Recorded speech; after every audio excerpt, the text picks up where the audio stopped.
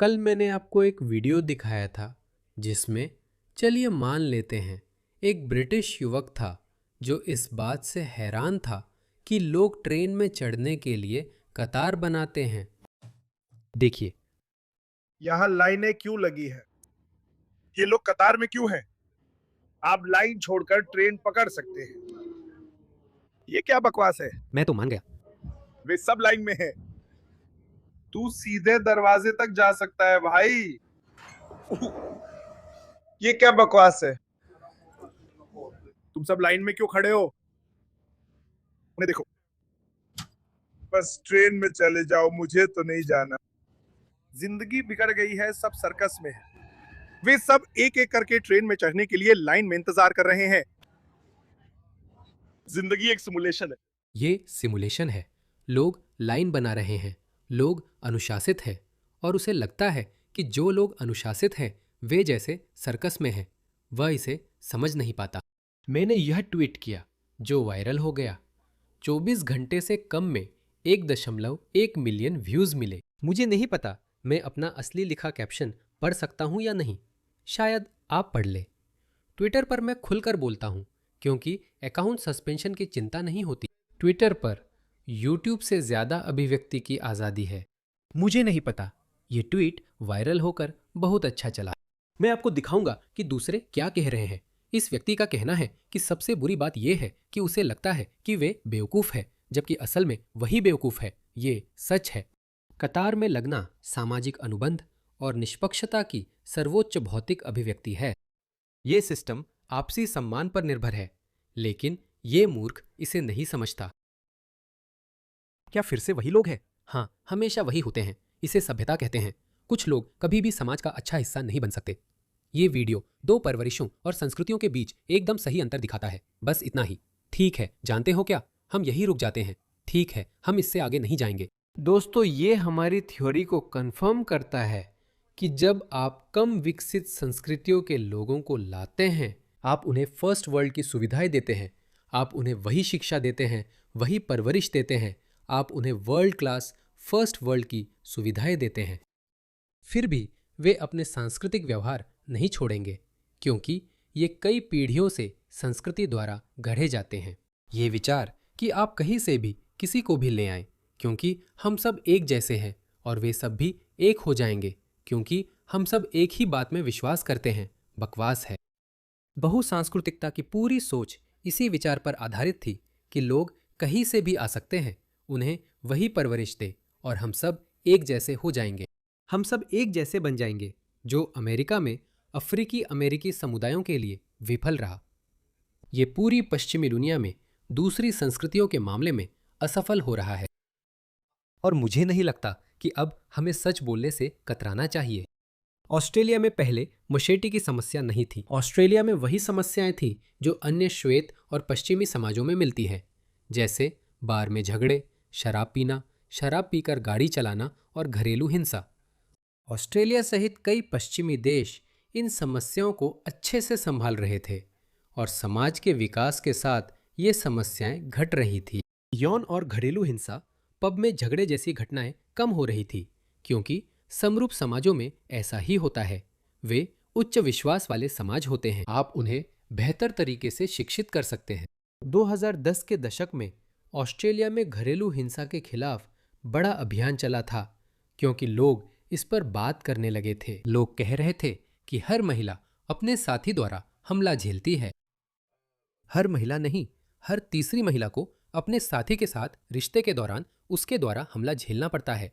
तो ये वास्तव में एक बहुत ही निंदनीय और शर्मनाक आंकड़ा है।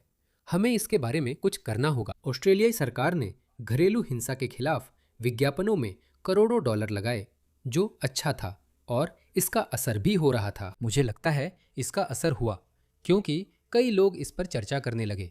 हाँ, ऐसा नहीं होना चाहिए था, लेकिन उसी समय हम युद्धग्रस्त अफ्रीका से लोगों को ला रहे थे। और 2010 के दशक में मैंने कल एक आंकड़ा पढ़ा। 2015 में सभी युवा बंदियों में से केवल 4% अफ्रीकी मूल के थे। आज 2026 में सभी युवा बंदियों में से 50% अफ्रीकी मूल के हैं, जबकि वे विक्टोरिया की आबादी का केवल 2.6% ही हैं। तो आप जहां भी देखें, जब हमने युद्धग्रस्त देशों से लोगों को लाया तो उनकी भयानक सांस्कृतिक प्रथाएं भी साथ ले आए, जिनमें हिंसा शामिल है। तो मुख्यधारा समाज में घरेलू हिंसा को रोकना आपके लिए ठीक है, लेकिन उसी समय आपने ऐसे लोगों को भी यहां लाया जो सड़कों पर लोगों को टुकड़े टुकड़े कर देते हैं। घर में घुसकर हमले की घटनाएं आसमान छू रही हैं।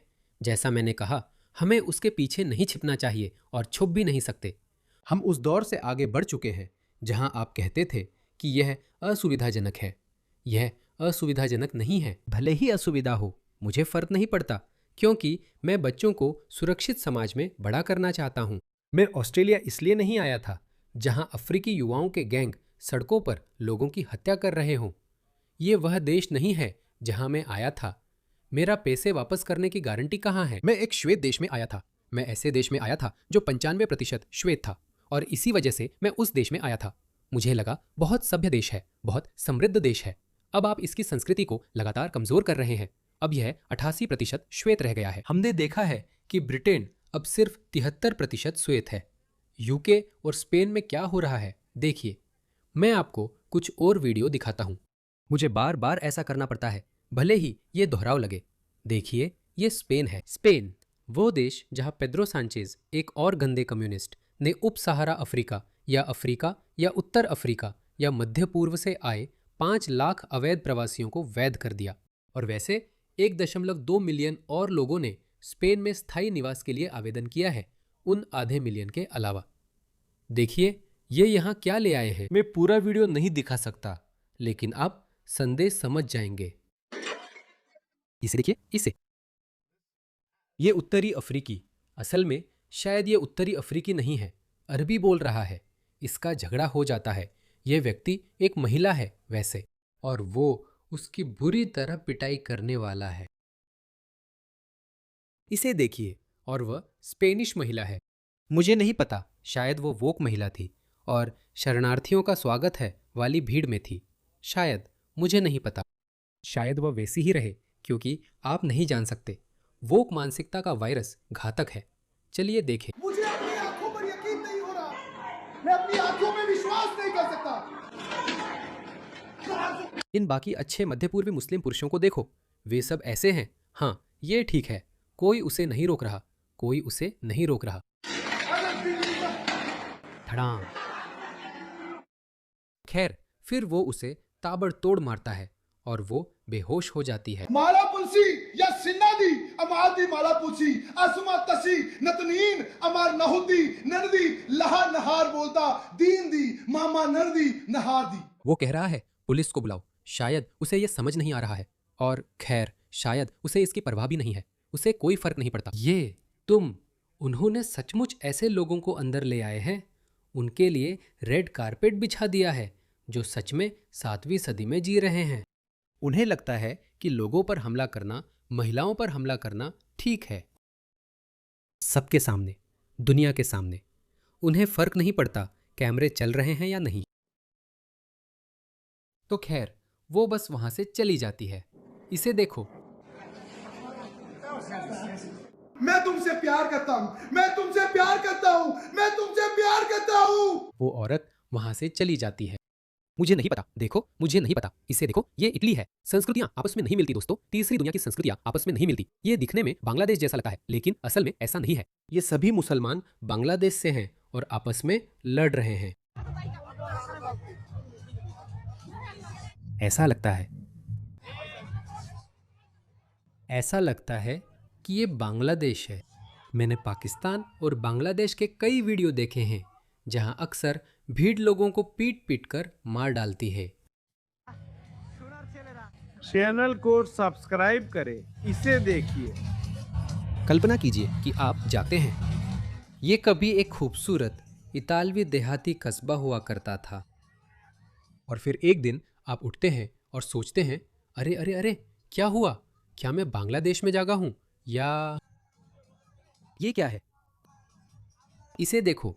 भले ही यहां कोई भीड़ आपस में नहीं लड़ रही हो, तब भी ये बस भयानक है, बिल्कुल घिनौना है। यही किया है इन्होंने। देखो जरा, यही कर रहे हैं ये लोग। 8वें, अफगान आक्रमणकारी बिलाल शिनवारी पर नॉर्विच में बच्चों के सामूहिक बलात्कारों का आरोप लगाया गया है। बिलाल शिनवारी नॉर्विच में पेश हुआ था। टॉमी कह रहे हैं कि वो 8वां अफगान आक्रमणकारी है जिस पर आरोप है। मुझे नहीं पता, सच कहूं तो मैं खुद भी इसका हिसाब नहीं रख सकता, तो मुझे यकीन है आप भी नहीं रख सकते। ये इतना आम हो गया है कि अब तो वामपंथी जागरूक पागल लोग भी इस पर प्रतिक्रिया देना बंद कर चुके हैं, क्योंकि कभी कभी उन्हें किसी श्वेत बलात्कारी का मामला मिल जाता है और फिर वो कहते हैं, अरे आप इसके बारे में क्यों नहीं बात कर रहे, आप लोग इस पर क्यों नहीं बोल रहे। फिर आप कहते हैं, हाँ हमने इस श्वेत आदमी को भी रीट्वीट किया है। कोई भी श्वेत बलात्कारियों के अस्तित्व से इनकार नहीं कर रहा। उसे 22 मई को आयरलैंड में गिरफ्तार कर हिरासत में लिया गया था। उस पर बच्चे से रेप के 2 साजिश समेत कई आरोप लगे हैं। बेलफास्ट गैंग रेप का खौफनाक मामला। 2 सोमाली और 1 नाइजीरियाई पर आरोप लगे हैं। 3 विदेशी नागरिक हसन महमूद और आदम मोहम्मद, अब्दी रहमान, अब्दी हकीम और आदम मोहम्मद और रोटिमी अदायोमो, मुझे नहीं पता कि वो मुस्लिम नाम है या नहीं, लेकिन इससे फर्क नहीं पड़ता, 55 साल का, जिसका पहले से ही हिंसक इतिहास है, पर आरोप है कि उसने एनएचएमओ में एक बेलफास्ट महिला के साथ बेरहमी से बलात्कार किया। एचएमओ में वे होटल हैं जहां आपके टैक्स के पाउंड्स उनके रहने के लिए दिए जाते हैं। विदेशी केवल उत्तरी आयरलैंड की आबादी का 6.8% है, फिर भी यौन अपराध हिरासत रिकॉर्ड्स में 20% है। रिकॉर्ड से असली संख्या ज़्यादा हो सकती है। इसे और इसे देखिए, ये ऐसे ही बर्ताव करते हैं, आप इन्हें अंदर लाते हैं। ये ऐसे ही बर्ताव करते हैं। और स्थानीय लोग, जैसे ही कोई स्थानीय पुलिस अधिकारी को गलत नज़र से देखता है, उसे गिरफ्तार कर पीटा जाता है और वैन में डाल दिया जाता है। चैनल को सब्सक्राइब करें, अपना हाथ ले। देखिए उसने कितनी जल्दी आज्ञाकारी ढंग से बात मानी और हाथ वापस ले लिया। लेकिन वह भौंकना नहीं छोड़ेगा, बार बार कहेगा, हाथ हटाओ, मैं पुलिस की बर्बरता वापस लाऊंगा। बस इतना ही मैं कहूंगा, चैनल को सब्सक्राइब करें, अपना हाथ हटाओ। उसने चौथी बार बिना वजह कहा, मैं जरूर करता, ये रहा मेरा हाथ। वो बहुत ताकतवर है, ऐसा मत करो। मैं फिलिस्तीनी हूँ भाई। मैं फिलिस्तीनी हूँ भाई, इसका क्या मतलब है? अगर तुम इतने बहादुर हो तो आईडीएफ तुम पर बम नहीं बरसा रही होती। तुम ये अक्कड़ आईडीएफ को क्यों नहीं दिखाते? मुझे आईडीएफ से प्यार है। चलो आईडीएफ। तुमने उसे देखा नहीं है भाई, मैं एक फिलिस्तीनी हूँ। तो उससे क्या? इसका मतलब क्या है? मैं वहाँ खड़ा हूँ, उन पर दबाव मत डालो, मुझे इसकी जरूरत नहीं है। क्यों, तुम जानते हो?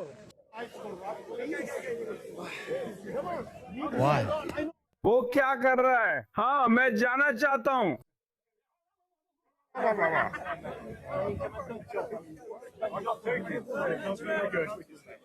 तुम्हारे दिमाग में गड़बड़ है। तुम्हारे दिमाग में कोई गड़बड़ नहीं है। मेरे दोस्त, तुम मेरे लिए कुछ नहीं। तुम तैयार हो? तो ये वही लोग हैं जिन्हें ब्रिटिश सरकार दसियों हजार की तादाद में ला रही है और शबाना महमूद असल में इसमें मदद कर रही हैं। अब वह एक कानून पर काम कर रही हैं जिससे एनजीओ शरणार्थियों को प्रायोजित कर सकेंगी और वे उन्हें हर तरह के भयानक देशों से ला सकते हैं, वैसे ही देशों से जिन्हें हम पहले से जानते हैं। वे पश्चिमी समाजों में घुल मिल नहीं पाते। वे दसियों हजार की संख्या में आ सकते हैं और तब तक नहीं रुकेंगे जब तक रोका न जाए। अवैध प्रवास रोकने की कोशिश छोड़ दी गई है। अब वे हमारे देश में हजारों लोगों का आना और आसान बनाएंगे। पिछले हफ्ते उन्होंने एक नई सामुदायिक प्रायोजन योजना घोषित की, जिससे समुदाय समूह शरण मांगने वालों को सीधे ब्रिटेन ला सकेंगे। कई वामपंथी चैरिटीज सीमाओं की अवधारणा में विश्वास नहीं रखते। सिर्फ वामपंथी चैरिटीज ही नहीं दोस्तों, ऐसे कितने मुस्लिम कम्युनिटी ग्रुप्स हैं या पहले से बने हैं जिन्हें मुसलमानों ने स्थापित किया है। कितने? गाजा के 100 परिवार जिन्हें हम अच्छी तरह जानते हैं। ये हमारा पत्र है। वे गृह मंत्रालय को पत्र लिखेंगे, बस इतना ही। उन्हें अंदर ले आओ और फिर वे फैल जाएंगे और वे ऐसे ही लोग होंगे। ये वही लोग हैं जिन्हें वे ला रहे हैं, जो ब्रिटेन से नफरत करते हैं, जो पश्चिम से नफरत करते हैं, वे रुकने वाले नहीं हैं। लेकिन ये कानून उन्हें ये शक्ति दे सकता है कि वे अपनी पसंद के लोगों को चुनकर उनका प्रायोजन कर सकें ताकि वे यूके आ सकें। लो हो गया। हाँ, मैंने वो ट्वीट सच में देखा था। इस महिला केटी ने उस पर वीडियो बनाकर हमें समझाने के लिए अच्छा किया। नई सामुदायिक प्रायोजन योजना में स्वीकृत समूह अब प्रायोजित शरणार्थियों का चयन कर सकेंगे। इन सभी में मैं सोचता हूं कि उन स्वीकृत समूहों में से कितने मुस्लिमों द्वारा स्थापित और संचालित हैं। सैकड़ों होंगे, हजारों हजारों। ये मजाक नहीं है। ठीक है। अब सरकार ने कहा है कि इस योजना में हर साल केवल 10,000 लोग ही शामिल होंगे, जो पहले भी काफी संख्या है। लेकिन लेबर सूत्रों ने कहा है कि संख्या उद्धरण के अनुसार समय के साथ बढ़ेगी। बिल्कुल, वे 10,000 लोग अपने लड़कों को भेजेंगे। वे पुरुष हैं। और फिर हर व्यक्ति के साथ बाद में उसके 5 परिवार के सदस्य भी आएंगे। जब वे आएंगे तो विरोध और अराजकता फैलाएंगे। हमने देखा है कि फिलिस्तीनी कार्यकर्ता क्या करते हैं, है ना? वे हर साल इसे 10,000 से बढ़ाएंगे, फिर सरकारी फंडिंग वाले घरों में रहेंगे और अपने परिवार के सदस्यों को भी लाएंगे। और फिर आप जानते हैं, ये दुष्चक्र समय के साथ बढ़ता जाएगा और ये एक बर्फ के गोले की तरह बड़ा होता जाएगा। उन्हें समझ आ गया है कि नाव रोकने की योजना विफल है, लेकिन सीमा नियंत्रित करने की बजाय वे आने के नए तरीके दे रहे हैं, जिससे समस्या खत्म होने का आभास होता है। इस सरकार पर सीमाओं की सुरक्षा के लिए भरोसा नहीं किया जा सकता। हाँ दोस्तों, मुझे नहीं पता। बहुत लोग कह रहे हैं कि हम सच में 2029 तक इंतजार नहीं कर सकते, लेकिन मुझे कोई और विकल्प नजर नहीं आता। लेकिन कुछ लोग कह रहे हैं कि एंडी बर्नम जल्दी चुनाव करा सकते हैं, क्योंकि हाँ, वो ये सब चीजें नहीं कर सकते। उनके पास राजनीतिक जनादेश नहीं है। तो वो कुछ भी कैसे कर सकते हैं या कोई कदम कैसे उठा सकते हैं? लेकिन जो भी हो दोस्तों, यही है। इसे याद रखो, यही सबसे बड़ा सबूत है। तीसरी दुनिया की संस्कृतियां अत्यधिक सभ्य, अत्यधिक विकसित पश्चिमी संस्कृतियों के साथ मेल नहीं खाती। वे बस मेल नहीं खाती।